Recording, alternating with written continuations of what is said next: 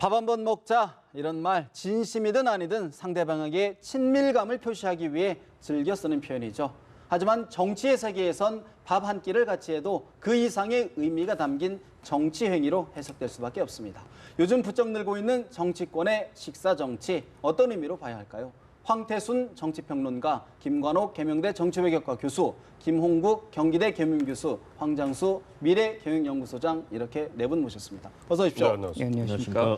박근혜 대통령이 20대 국회 개원 이후 처음으로 여당 국회의원 전원을 청와대로 초청했습니다. 오찬을 함께했습니다. 한 끼 식사를 했습니다.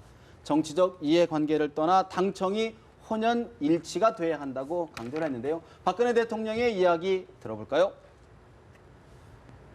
앞으로 20대 국회에서 국민의 민의를 잘 받들어서 국민이 원하는 정치를 해 주시기를 바랍니다. 우리 당은 수많은 어려움을 이겨내면서 더 강해졌고 잃어버린 민심을 다시 회복했던 슬기로운 경험을 가지고 있습니다.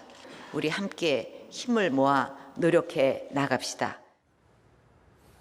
다음 달 전당대회를 앞두고 새누리당 계파 갈등이 점점 가열되고 있는 것 같은데 황 의원님, 당의 화합을 거듭 강조했습니다. 대통령의 뜻대로 여권의 재결집 계기가 될까요? 어떻게 보십니까?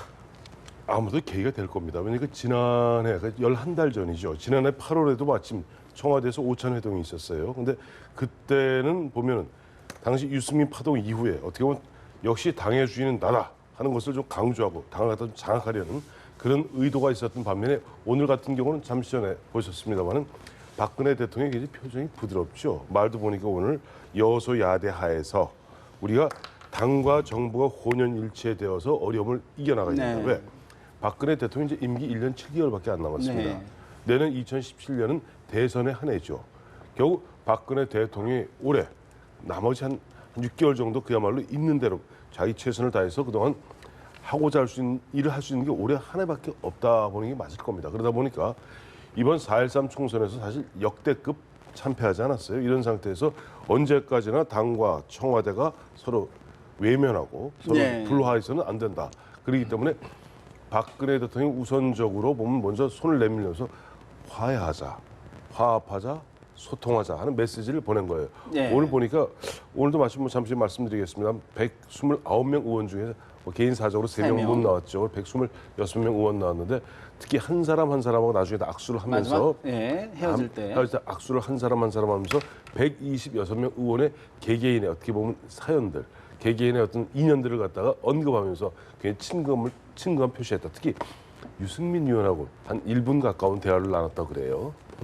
일부에서 35초라는 이야기도 있습니다. 어쨌든 뭐 그런 부분들이 보면은 어쨌든 박근혜 대통령도 현재 상황을 굉장히 엄중하게 여기는 가운데 뭔가 당과 혼연일체가 되지 않으면 이 어떤 여소야대 정국을 갖다 풀어나가기 어렵다는 현실 인식을 하신 것 같습니다.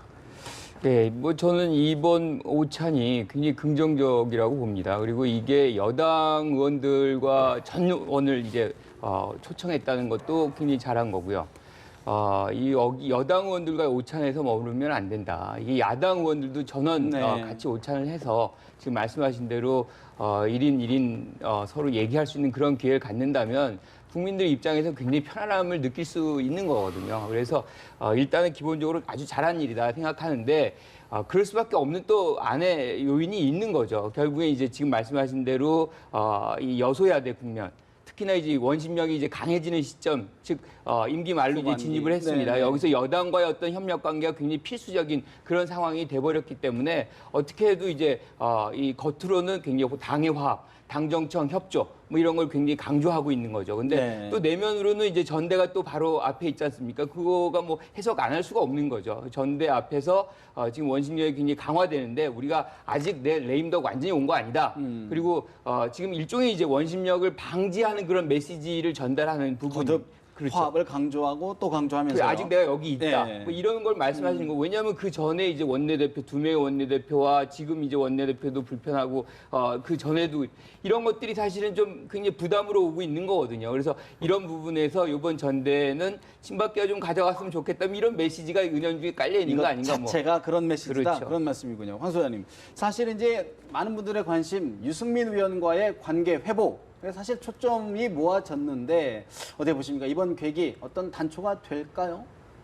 그래서 말입니다. 유승민 의원이 그간에 했던 말을 접은 것도 아니고요. 또 그제 의총에서 유승민 의원이 사과도 안 했습니다.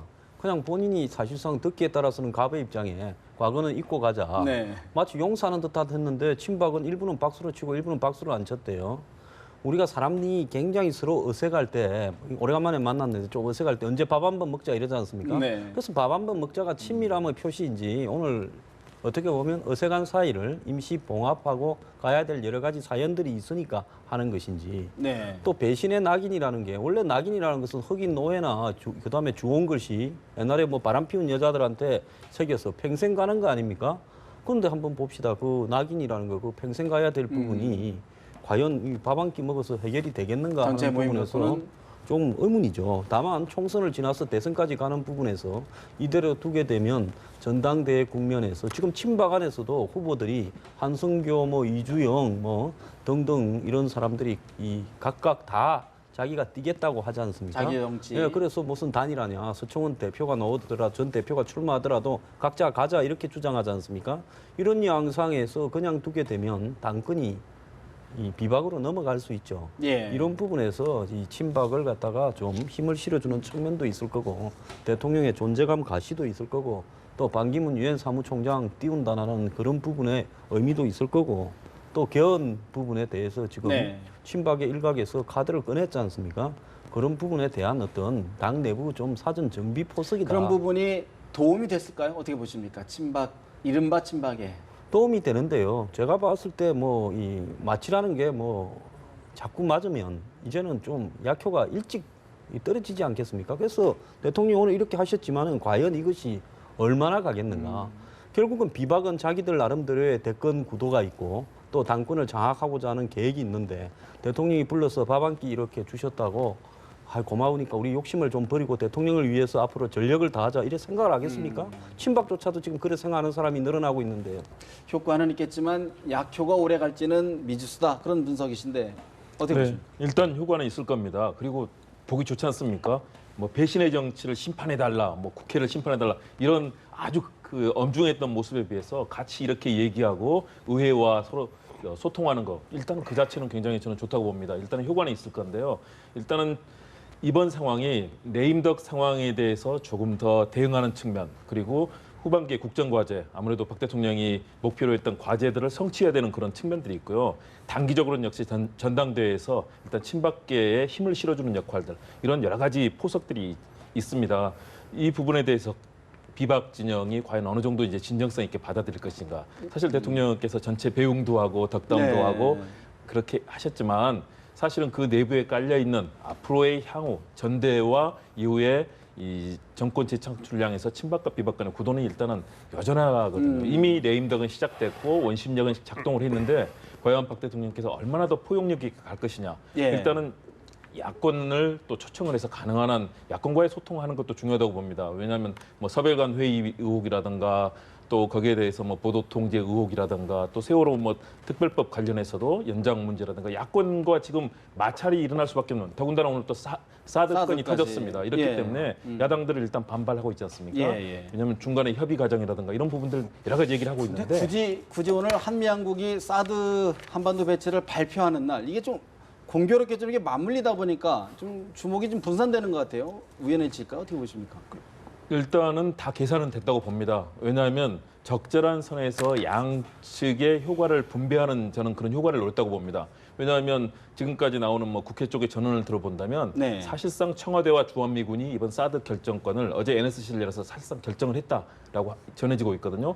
사실상 국방부보다는 도리어 청와대가 핵심 채널로서 작동을 했고 그렇다면 청와대에서는 사드 발표권 그리고 오늘의 대통령과 이 여당과의 만남 이 양자를 이미 다 계산을 했고요. 계산을 해서. 어느 한쪽이 너무 튀지 않게 양자의 효과를 저는 조절했다라고 판단하고 있습니다. 오늘 7월 8일이죠. 네. 오늘 7월 8일이 작년에는 유승민 원내대표가 그만둔 날이죠. 정확히 1년 1년 전단이라고 되네요. 22년 전에는 김일성 주석이 죽은 날입니다. 그렇네요. 22주년, 네, 20주기. 그러니까 마침 올해 사드 문제는 그와 관련돼서 특히 많이 지난달 얼마 안 됐죠. 북한에서 이제 무수단 미사일 발사해서 김정은이 뭐라고 그랬습니까? 자, 우리가 이제 무수단 미사일 발사 성공했다. 또 이제 3,000km, 네. 3,000km면 거의 이제 괌까지를 공격하는 거거든요. 괌이라는 것이 뭐냐니까 미국으로 봐서는 유사시에 우리의 모든 부대를 증원할 수 있는 전진 기지입니다. 그러니까 자 우리 괌을 갖다가 뭐라고 표현했냐니까 태평양에 있는 미국 놈들을 쓸어버릴 수 있다. 이런 표현. 네. 이런 표현을 썼어요, 김정은이. 그러니까 그러다 보니까 사드 문제는 그런 흐름 속에서 가는 것이고 또 국내 정치적으로는 마침 묘하게 날을 잡다 보니까 7월 8일이 또 유승민 의원, 뭐 보면 원내대표 그만두지 어쨌든 네. 1년이 되는 날인데 박근혜 대통령 입장에서는 어떻게 보면 굉장히 어수선한 내부를 갖다 좀 단속하는 하고. 그런 의미에서의 오늘 그런 회동. 청와대 오찬회동이 있는 것이고 또 보면 사실 우리 사드 문제는 결국 보면 최근에도 중국과 러시아가 굉장히 강하게 압박을 가해왔지 않습니까? 얼마 전에 초고형 그 중국 대사가 보면 김종인 대표를 만나서 애들로서 얘기했습니다만 네. 굉장히 험한 소리까지 하고 있거든요. 이런 분위기에서 또 마침 어제 그저께 보면 김정은을 갖다가 미국 정부 입장에서는 그 인권 제재 목록 1번으로 일호로. 올렸단 말이에요. 그러니까 더 이상 북한이 이런 식으로 계속 도발하는데 그냥 우리가 어영부영 하다가는 괜히 상대방 흔한 얘기로 두 가지 다 포석을 두고 하다 보니까 아까 우리 일정을 김 교수 잡은 말씀하신 대로 그런 거 잡을 때 보면 일정 잡을 때요. 정무 쪽에서 정무 쪽대로 잡고 또 이쪽은 또 국가안보실 쪽이 네. 국가안보실대로 잡거든요. 이게 조율하다 보니까 마침 물론 관심이 분산되는 듯도 하지만은 어떻게 보면 한쪽은 안보의 문제고 한쪽은 정책 내부의 문제. 정치가 아니죠. 내부의 내부의 어떤 결속의 문제거든요. 그러니까 그것이 굳이 분리해서 할 필요는 없었겠죠. 황 선생님, 사실 근데요, 지금 그 정치권의 반응 좀 엇갈리는 것 같아요. 특히 지금 야당 쪽에서 오히려 국민의당 쪽이 더 강하게 사드 배치 부분에 좀 반대를 하고 오히려 더불어민주당은 뭐 받아들일 수 있다. 이렇게 좀 온도차가 있는 것 같아요. 이건 왜 그런가요? 집권에 좀 가까이 가 있는 정당은 국민의 보편적 정서에 좀 이렇게 수렴할 거고 집권에 아예 좀 멀리 있는 정당은 지금 요즘 뭐 집안에도 좀 어려운 일도 있으니까 그렇게 강하게 한번 질러보지 않겠습니까? 근데 그 말 속에서요. 국민의당은 반대한다는 이 논리에서 국민과 합의가 안 됐다는데 네. 100% 합의돼야 사드 배치합니까? 지금 일반 국민의 여론조사에서 60-70% 이상이 사드 배치에 찬성한다 그러면 그 정도 되면 하는 거지요. 그다음에 중국에 대해서 뭐 설득이 안 됐다 어쩌다 하는데 중국은요. 이 장백산, 백두산에 둥펑 그 21이라고 해가지고 3,200km 날아가는 이 중장거리 미사일 포대들을 갖다가 그 산속에 숨겨놨습니다. 그것만 있습니까? 중국이 러시아에서 지금 S-400이라고 해가지고 네, X밴드. 그 요격 미사일을 갖다가 시스템을 그대로 다 들고 오려고 하고 있습니다. 그다음에 중국이요 흑룡강성에 5,500km 레이더를 갖다 운영하고 있습니다. 그래서 중국이 지금 한국 내에 미군 기지뿐만 아니라 한국의 주요 군 기지를 타격할 수 있는 중거리, 단거리 미사일 시스템을 다 가지고 있고 또 요격 시스템도 다 가지고 있고 레이더를 다 가지고 있는데 네. 우리가 우리의 안보를 위해서 중국이 해결해 주지도 못하는데 우리가 하는 부분에 대해서 중국의 결재를 받아야 됩니까? 야당이 이렇게 사대주의적인 생각을 가지고 있어가지고요. 어떻게 대한민국에서 야당을 하겠습니까? 자, 이 사드 문제는 기본적으로 이제 굉장히 논란의 이제 시작이다라고 얘기를 할 수가 있습니다. 이게 뭐 끝난 게 아니에요. 그리고 이제 더민주에서 김종인 대표 효과라고 저는 봐요. 이게 이제 어떤 내부적으로는 여전히 그 논란이 굉장히 많습니다. 즉 사드를 한국에 배치해서 얻는 안보의 어떤 이익보다 중국과의 갈등 관계 속에서 발생할 수 있는 경제적 손실이 더 크다는 그런 것들이 굉장히 많고요. 또 한 가지 추가해서 이런 배치가 일종의 신냉전 체제로 회귀되는 그런 효과가 있다는 그런 논란이 굉장히 있기 때문에 악영향? 지금 이제 예. 첫 반응은 더민주에서 일정 부분 이제 뭐 그냥 간다 뭐 그렇지만 이제 뭐 이 과정이 좀 문제가 있다 뭐 이런 식으로 얘기하지만 논란은 계속될 것이고요. 기본적으로 여당 내에서도 이게 어디 배치되느냐에 따라서 또 배치 지역에서 또 논란이 또 발생할 것입니다. 그리고 중국이 이렇게 하는 이유는 중국 같은 경우는 반접근 지역 거부 전략으로 유일하게 사실은 미국을 견제하는 수단을 쓰고 있는데 사드 배치가 이걸 무력화시키는 효과를 가져올 수밖에 없는 거거든요. 그게 이제 전략적 이익을 해친다 그래서 그러는 거죠. 그래서 이 상황에서는 어떻게 해도 중국은 그게 계속 갈 수밖에 없는 것이고 그래서 한중 간의 어떤 갈등 관계 이거 어떻게 줄여나가느냐. 우리 등을 터져서는 안 되는 거거든요. 그리고 또 한 가지가 이제 내부적으로 그 배치를 한다면 어디에 배치하느냐 그 것인지. 문제를 또 해소하는 문제. 지금 사실 굉장히 이런 두 문제가 굉장히 큰 뜨거운 것이고요. 감자를 2개를 갖고 있다. 그렇죠. 그래서 오늘 날짜가 만들어진 것이다. 즉 이게 굉장히 어려운 결정을 했고 그 결정을 여당 의원들을 같이 점심을 먹으면서 백업하는, 즉 서포트하는 그런 모양을 만들어내는 그 연출이 오늘 점심에 가장 중요한 원하는 효과 아니었나 그렇게 해석합니다. 네, 일단 저는 국방의 측면에서 이런 얘기들 하지만 실효성의 문제를 많이 제기를 하고 있거든요. 그 부분도 분명히 짚어봐야 된다고 봅니다.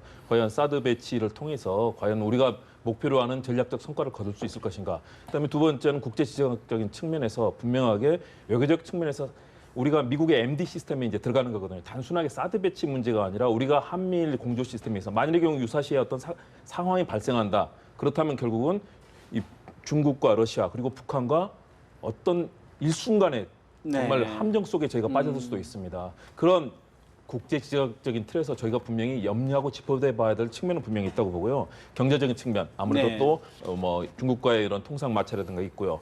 또 결국은 이 과정에서 짚어봐야 될 것은 그동안에 정부가 많이 부인을 했거든요. 국민을 설득하고 의견 수렴하는 과정들은 분명히 부족했다. 그리고 이 과정들이 최종적으로 결정되는 과정에 있어서 네. 주무부처인 국방부가 사실은 배제가 되고 도리어 청와대가 직접 나서서 이 교섭을 하게 되는 이런 과정들, 이런 것들이 야당에서는 이제 밀실 결정이다. 뭐 이런 얘기를 하고 있지 않습니까? 이런 다양한 측면들을 봤을 때 네. 저희 국민적으로 이런 갈등이 생길 수가 있고 앞으로 분명히 토론이 될 텐데 또 다른 국민적 갈등 요인이 될 수 있다. 그렇습니다. 애초에요. 처음부터 청와대가 이 부분에 대해서 적극적이었으면 괜찮았는데 청와대가 중국의 눈치를 좀 본 부분이 있죠. 그러다가 북한이 이제 이 4차 핵실험과 장거리 미사일을 하니까 뒤늦게 돌아온 부분에서 비판의 소지는 좀 있습니다만은 중국이 말입니다. 일본의 여러 가지 기지에 2,000킬로를 갖다가 내리다 보는 레이더, 그러니까 이 한마디로 전방 모드 네. 있습니다. 그거 말 안 해요. 베이징부터 동북 삼성을 다 쏩니다. 그런데 한국에 지금 종말 단계 1,000킬로도 안 되는 걸 또 방향도 틀어서 그래서 저기 동쪽으로 가겠다라는 거 아닙니까? 산 위에. 그러는데 이 문제를 지적하는 거는 왜 일본 거는 말 안 하고 이 중국까지 가지도 않는 한국 레이더를 가지고 시비를 거는가 하는 부분에서요. 약육 이 문제에 대해서 한국의 정당이 중국을 거론하면서 반대한다는 건 반대도 할 수 있어요. 네. 참나도 생각이 다 다른 건데요. 근데 그건 말도 안 되고 정당으로 존재 자격도 없다고 생각합니다. 더 나아가서요. 이 지금 실용성 문제를 이야기하는데 지금 전 세계에 배치된 첨단 무기들이요. 전쟁이 나봐야 실용성이 있는지 없는지 다 아는 건데 그걸 갖다가 이 무기라는 것은 상대방을 억제해서 전쟁이 안 나게 하는데 의미가 있는 거지. 전쟁 때 써서 그것이 실제 되는가 안 되는가를 테스트하려고 이야기하는 게 아니지 않습니까? 네. 이런 거예요. 지금 우리가 2006년에 북한이 이제 1차 핵실험하지 않습니까? 이번에 1월 달에 이제 4차 핵실험을 했죠. 박근혜 대통령이 제 기억은 1월 13일입니다. 1월 13일 이번에 대국민 담화 및 기자회견을 하면서 유독 보면 사드 문제를 갖다 거론했어요. 사드 문제를 갖다 원래 기자가 사드 부분을 질문을 했는데 당시 이제 대변인이 그냥 넘어가려고 했는데 박근혜 대통령이 잠깐 스톱을 시킨 상태에서 그 기자를 보면서 사드 문제를 이야기하면서 사드 문제를 주한미군의 사드 배치 문제에 대해서는 철저하게. 국익의 차원에서 그건 검토하겠다라고 얘기했고 그 이후에 보면 이제 북한이 보면 이제 로켓 발사를 했죠. 또 2월에. 최근에 보면 2월에 했죠. 그다음에 최근에 앞서 말씀드리던 무수단 미사일 발사하지 않았습니까? 이런 상태에서 사실 보면은 사드 문제라는 것은 앞서 우리 황장 소장이 자세히 설명해 주셨습니다만 중국이 사드 문제에서 계속 문제를 시비 거는 게 뭐냐? 레이더입니다. 엑스밴드 레이더인데 엑스밴드 레이더를 우린 단말로 600km 정도를 보겠다는데 걔들이 얘기하는 건 왜 너희들이 2,000km까지를 들여다보느냐. 근데 필요 없다. 이미 일본에서는 엑스밴드 설치해서 보고 있거든요. 근데 왜 우리와 윽박지를까? 이건 뭐냐니까 정치 게임입니다. 그래서 이건 단순히 이게 정치적 문제가 외교적 문제가 없으면 그 국방부하고 저쪽 국방부하고 의논하면 되는 거예요. 근데 이것은 고도의 정치적 문제가 있기 때문에 청와대 국가안보실이 나설 게 수밖에 없는 당연하다. 측면이 있었다. 네, 짧게만 말씀드리겠습니다. 안보는 정말로 중요합니다. 당연히 온 국민이 다 힘을 합쳐서 안보를 지켜야 되는데요. 대신에 외교 관계에 있어서는 전략적인 그런 스탠스를 잘 가져야 됩니다. 중국이 우리의 적도 아니고 일본도 적이 아닙니다. 다 같이 우리는 중국과의 관계, 미국과의 관계, 일본과의 관계, 다양한 전략적 관계를 모색함으로써 특히 네. 중국이라든가 이 강력하게 반발하는 상황을 만들지도 않고 클라우제비치가 전쟁론에서 얘기하죠. 외교를 통해서 그런 무기를 쓰거나 전쟁을 하지 않고 이기는 것이 가장 훌륭한 좋다. 이 전쟁이라고 얘기를 합니다. 어느 그런 주권 국가도요. 자국의 무기 배치에 이제 대해서 타국의 허락을 받고 네. 안 합니다. 아니, 그렇죠. 그렇긴 네. 한데 그러나 우리 국가가 최소한도 그런 중국을 이용하고 중국도 활용하고 일본도 활용하고 미국도 활용하는 그런 전략적인 지혜를 발휘해야 되지 어느 한쪽의 체제에 편입이 됐을 때 있잖아요. 우리가 갖게 되는 자칫하면 그게 안보의 위기 상황이 올 수도 있습니다. 한 가지 이제 좀 짚고 넘어갈 부분은 이게 이제 사실 왜 문제가 되느냐. 저 뭐 중국을 비하하고 싶은 생각 추호도 없고요. 문제는 이게 사드가 우리 게 아닙니다. 이게 포트 블리스라고 텍사스에 있는 기지에 있는 거를 그대로 이전해 가져오는 오는 거예요. 거죠. 우리가 네. 돈도 내는 게 아닙니다. 그냥 모든 운영과 관련해서도 주한 미군 거라니까요. 그렇죠. 네, 주한 미군 미군 거예요. 우리 게 아니에요. 우리 거 아니에요. 그래서 이제 중국은 결국에는 우리가 스스로 만들고 우리가 만든다면 얘기할 수 있는 근거가 없거든요. 왜냐하면 자기들도 지금 말씀하신 대로 다 갖고 있어요. 우리도 실질적으로 우리가 갖고 있으면 그들이 말을 못하는 거죠. 일본도 보면 주일 미군이 갖고 있는 것이지 그렇죠. 일본이 갖고 있는 게 그건 아닙니다. 그리고 예를 들어서 우리가 팩2, 팩3 방어 체계에 있어요. 근데 그 문제 갖고 문제 삼지 않아요. 근데 왜 유독 이 문제만 갖고 문제 삼을까요? 그건 뭐냐니까 중국이 어느 순간 힘이 컸기 때문에 힘겨루게 하는 겁니다. 미국하고. 그러면서 어떻게 보면 일본은 자기들하고 맞설 만하니까 일본한테는 함부로 못하고 흔한 얘기로 우리를 놓고 너 내 편 들래? 제 편 들래?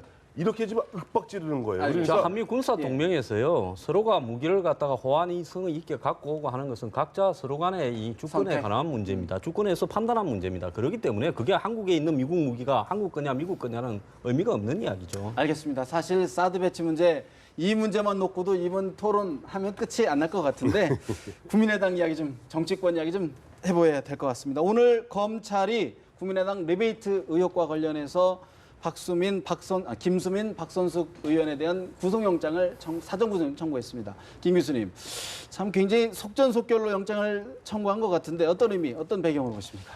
뭐 정리를 빨리 하는 게 좋죠. 사실 이 문제가 계속 뭐 유지되는 것보다는 이제 정리 빨리 해결되는 게 좋습니다. 그리고 국민의당은 이거 굉장히 순순히 법원의 판단에 맡겨야 된다. 지금 검찰은 이제 청구를 한 것이고 네. 최종적 결정은 이제 법원이 하는 거지 않습니까? 그래서 법원의 판단을 이제 기다려야 되는 것이고요. 그런 차원에서 뭐 최근에 이제 안철수 대표가 7월 정기국회를 해야 요구를 된다. 했단 말이에요. 예, 예. 그런데 이제 그게 이제 오해가 발생하는 거죠. 이게 결산국회를 목적으로 하는 건데 이게 오히려 두 의원을 방탄국회 목표로 해가지고 이거 쓰는 거 아니냐. 그런데 사실은 그 취지를 보면 결산국회 굉장히 해야 되는 거 맞습니다. 예. 왜냐하면 우리나라 국회의원들이 대부분 예산에 관해서는 뭐 난리가 납니다. 근데 결산은 거의 관심이 없어요. 근데 결산을 어떻게 잘하느냐가 사실은 네. 다음 학에 이제 예산을 어떻게 하느냐에 굉장히 중요한 요건이 되는데 안 하고 있는 거죠. 근데 중요한 거는 이 부분을 실질적으로 안철수 대표가 네. 시기적으로 이렇게 하니까 오해가 발생하는 거죠. 그래서 비슷한 먼저 일. 이제 출두를 하고 네. 이제 그 법원의 판단을 따르고 그 다음에 이제 신청을 한다면 개회를 주도한다면 오해가 이제 풀 불식이 것이다. 되는 거죠. 비슷한 얘기를 박지원 비상대책위원장도 했습니다. 오늘 오전 이야기인데 박지원 비대위원장의 이야기 잠시 들어볼까요?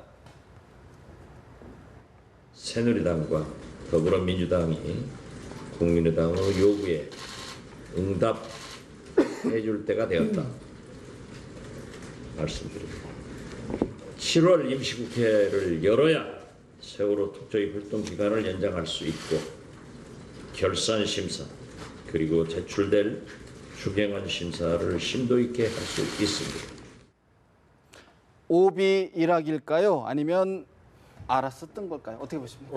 저 박지원 비대위원장이 네. 안철수 전 대표의 후견을 자차고 나서신 거예요. 왜냐하면 안철수 전 대표가 어제 그저께인가에 인천에서 하면서 저는 깜짝 놀랐어요. 결산 국회를 갖다가 결산을 위해서 한 달짜리 임시국회를 열지 않으면 국민들이 가만히 있지 않을 거라는 거예요. 저도 국회에서 오래 좀 근무돼 봤습니다만 왜 앞서 우리 김 교수님 왜 결산은 흔한 얘기를 흐지부지하고 예산을 꼼꼼하게 하냐고요? 간단합니다. 결산은 보면 가기 전에 항상 감사원에서 먼저 전문가들이 싹 결산을 해갖고 국회로 넘겨요. 그러니까 전문가들 그 사람들이 정말 전문가들입니다. 전문가들이 나름대로 다 결산해서 빈틈없게 해갖고 넘기는 상태에서 결산을 갖다가 국회에서 마무리하는 겁니다. 그러니까 네. 여태까지 관행이 예산 문제에 대해서 많이 왜 다투더라도 결산 문제는 예산에 비해서 좀 소홀한 듯 보입니다만은 결국 그렇지 않았다는 것을 첫 번째 말씀드리고요. 예. 둘째, 결산을 위해서 바로 한 달짜리 임시국회 열지 않으면 국민이 좌시하지 않겠다. 국민이 좌시하지 않는다.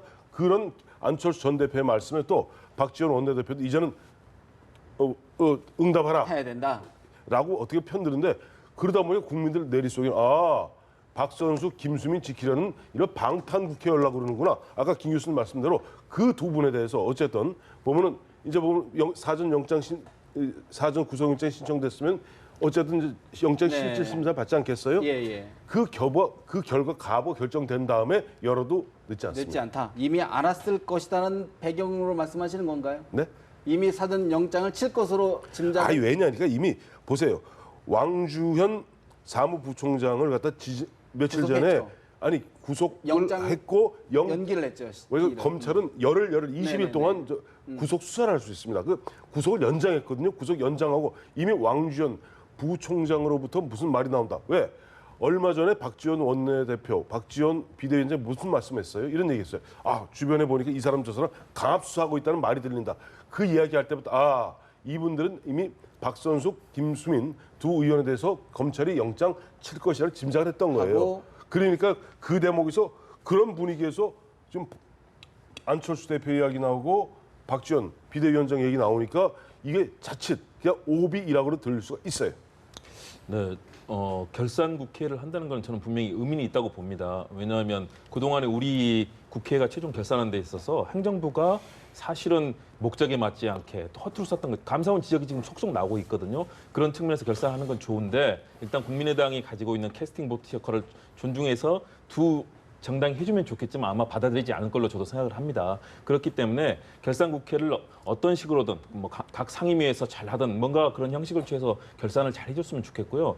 이번 영장 청구에 대해서는 사실은 좀 영장 청구가 빠르다.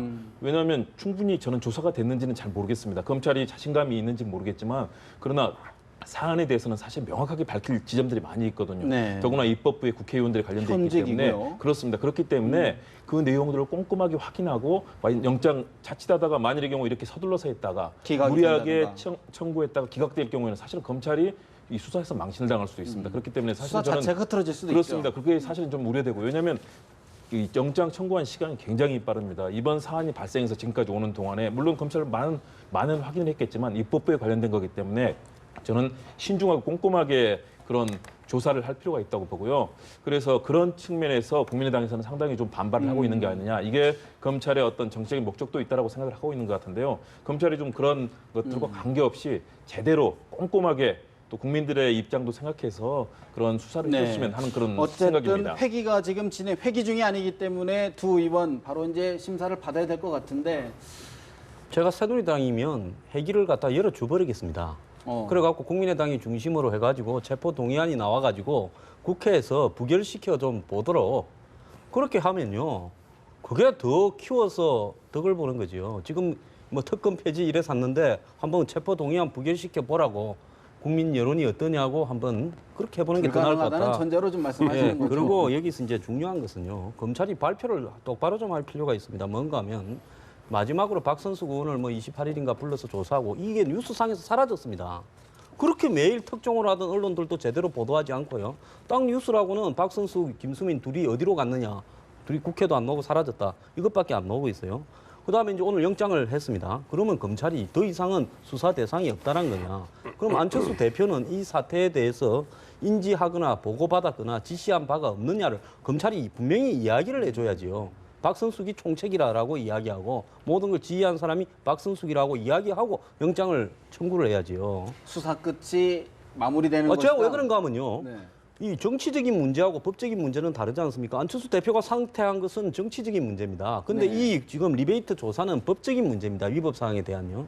그러면 위법 사항에 대한 부분으로 봤을 때 지금 박선숙 사무총장이 여러 가지를 지휘를 다 했다고 하지만 안철수 대표가 어떤 행태로든 김선숙 검찰 수사가 김수민 씨의 네. 브랜드 호텔에 갔지 않습니까? 네네. 그러면 안철수 이 대표가 검찰 수사가 더 위로 올라갈 가능성도 있지 않을까요? 아니 그러니까 그래서 그랬는지 그런데 네. 오늘 영장을 청구한다면 여기서 박선숙, 김수민은 각각 어떤 이유 때문에 이렇게 영장을 청구하는가에 대해서 국민 앞에 소상히 밝힐 필요가 있다는 거죠. 아니 근데 그거는 뭐냐니까 지금 검찰이 잘하고 있다고 봐요.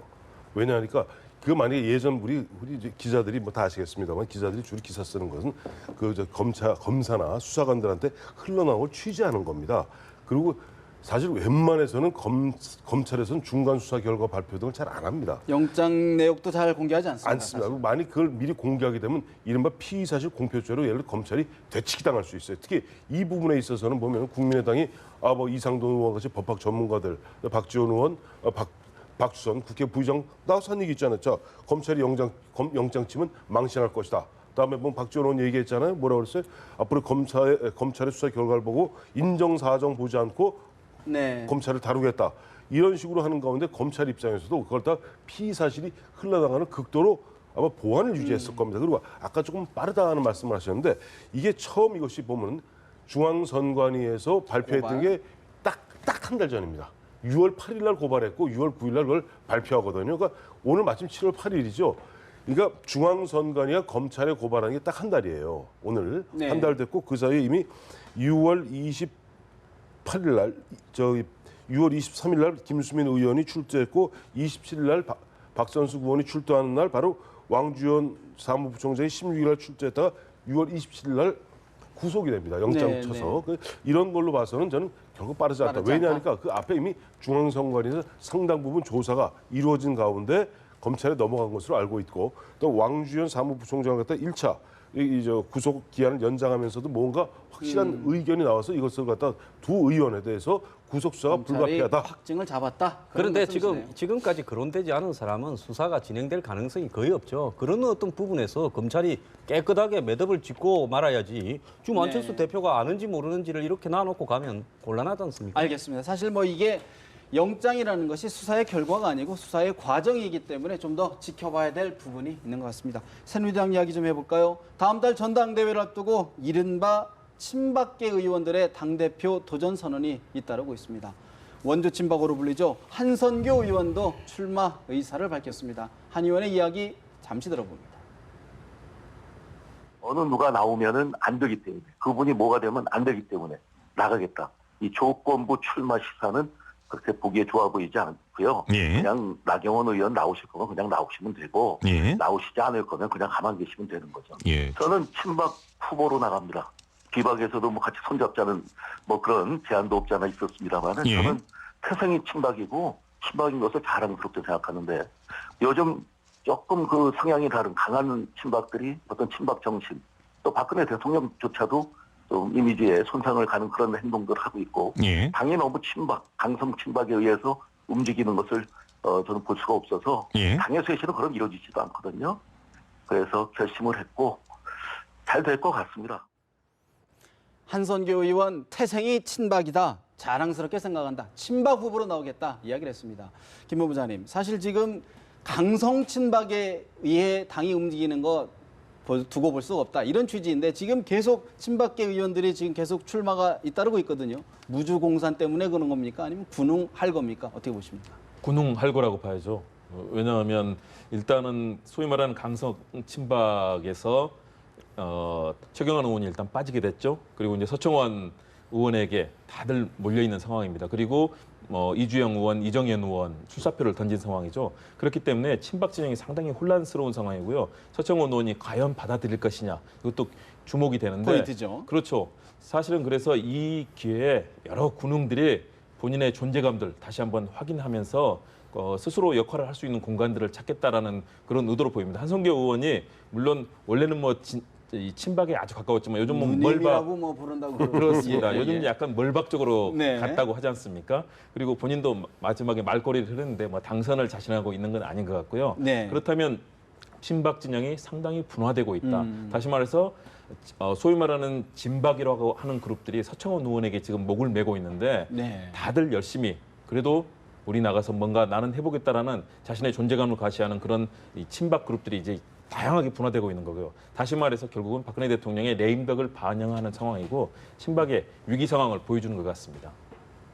예, 뭐 지금 뭐 한성교 의원이 지금 얘기를 했는데 사실 뭐 제일 관심 있는 거는 서청원 의원이 출마 선언을 할 하느냐 것이냐? 마느냐 뭐 네. 그런 얘기 아니겠습니까? 그렇죠. 그런데 이제 결국에는 이제 서청원 의원이 나온 순간 다시 개파 경쟁으로 이제 몰입이 되는 것이고요. 사람만 바뀐 거거든요. 최경환 의원이 안 나오니까 그걸 대신해서 이제 서청원 의원이 나오는 건데 이렇게 되면은 사실 엄청난 안개 속으로 다시 진입을 하게 되는 거죠. 결국에는 뭐 제일 불투명하게 만드는 것이 친박 내부의 이제 네. 다주자, 네. 즉 여러 사람이 같이 뛰고 있는 부분이거든요. 그런데 이정현 의원이나 이주영 의원이나 이게 사퇴 안 한다 그래요. 완주한다 그랬거든요. 네. 근데 완주를 반드시 할 겁니다. 그 이유는 완주 이제 처음에 출마 선언을 할 때 뭐라고 얘기했냐면 개파 청산을 가장 강조했어요. 그런데 본인이 하다가 그만둔다는 거는 결국엔 개파의 논리 속에서 그만두는 것이기 인정하는 때문에 거게 그렇죠. 되니까. 인정하는 것이기 때문에 그건 자기 부정일 수밖에 없는 것이기 때문에 이 과정 속에서 분열, 이렇게 분류되는 것은 피할 수 없는 그런 과정이고 또 한 가지가 이제 만약에 서청원 의원이 출마를 한다면 네. 이분은 거의 최경환 의원과 같이 상징성이 굉장히 강합니다. 이렇게 될 경우에 어떤 효과가 발생을 하냐면 비박계가 완전히 이제 뭉칠 수 단결하는. 있는. 그래서 이제 모든 비박계 대 뭐 친박의 이런 상황. 거기다가 이제 또 하나 더 이제 결격 사유는 문제가 되는 것은 지난 부분의 지도부였다는 겁니다. 예. 그래서 이 부분이 이제 총선 책임론과 연결이 될 수밖에 없기 때문에 이런 부분들이 계속 서청원 의원의 마음을 무겁게 하는 할 상황인 그동안 것으로 지금 뭐 친박 내부가 이 친박이란 이름을 달고 있는 사람과 진짜 본인이 실세라고 생각하는 사람 간에 너무 이렇게 오랫동안 괴리가 거리감이. 있었죠. 그런데 이런 부분들을 지금 전당대회를 통해 가지고 친박이라는 이름으로 묶기는 좀 늦었고 과연 이걸 갖다가 누가 교통 정리할 수 있을 것인가. 이제 이 여부가 앞으로 대통령이 레임덕이 왔는가 오지 않았는가를 갖다가 판가름하는 계기가 될 거라고 봅니다.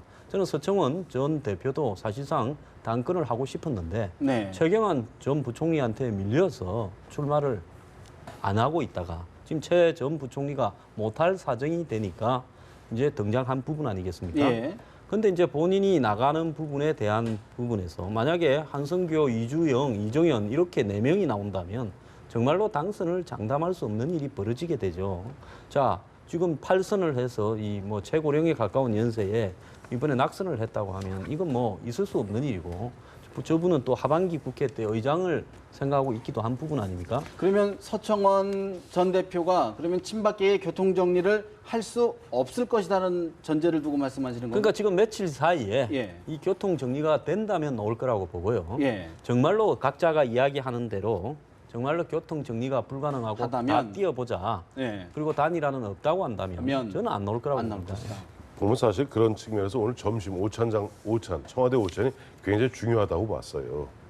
청와대에서 오늘 오찬에서 어떤 모습이 연출되느냐. 근데 오늘 앞서도 말씀드렸습니다만 청와대에서 박근혜 대통령의 그 어떻게 뭐랄까 포용적 자세를 갖다 해석하는 것이 아까 보니까 저하고 황장소가 조금 다르더라고요. 근데 제가 봤을 때는 박근혜 대통령 입장에서는 이제는 성공된 정부, 박근혜 정부로 가기 위해서는 정권 재창출이 중요하고 그러기 위해서는 당의 단합된 모습이 중요하고 이것이 친박 패권의 부활을 의미하는 것이 아니라고 해석한다면은 서청원 최고가 굳이 나와야 될 이유가 없는 거예요, 전 최고가. 왜냐니까 서청원 전 최고가 나오는 순간 왜냐니까 우리가 최경환 의원을 갖다가 왜 최경환 의원이 발목 잡혔습니까? 4.13 총선 때 진박 마케팅 했다는 거 아니에요? 그러면 최경환 의원이 그 당시 당 지도부였나요? 아니에요.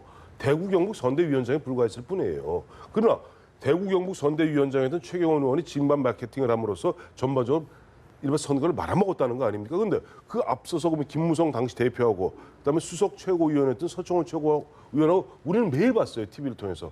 매일 진짜 두 분이 매일 가다 얼굴 붉히고 이런 다투는 모습들 이런 모습들에 이제는 또다시 강박이라고 그러죠. 강성 친박들 몇 명이 가서 죽어도 우리는 비박한테 당권 못 넘겨주겠다. 이주영 보니까 얘는 정진석 같이 지금 원래는 친박이었는데 또 당 대표는 또 입장 바꿀 줄 모르겠다. 못 믿겠다.